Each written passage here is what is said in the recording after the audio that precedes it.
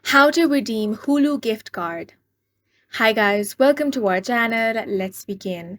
In this video, I will guide you how you can redeem your Hulu gift card. Hulu is an American subscription streaming media and content hub within the Disney Plus streaming service owned by the Walt Disney Company. Hulu's streaming library has tons of episodes and movies. Open up any web browser and head over to hulu.com. Here, you want to sign into your account. For that, click on the login option, then enter your email address and click on the continue option. Enter your password and click on the login option. If you are new to this, then you can sign up by clicking on the sign up option below. Then over here, you can simply select your plan and continue with the on-screen prompts. Once you have been logged into your account, you want to navigate to the gift section.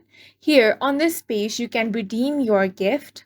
Now you will have to enter your gift code on this box. You will find your 10-digit, 12-digit or 16-digit redemption code on the back of your gift card. Gift cards can only be applied to subscriptions billed by Hulu and not a third party.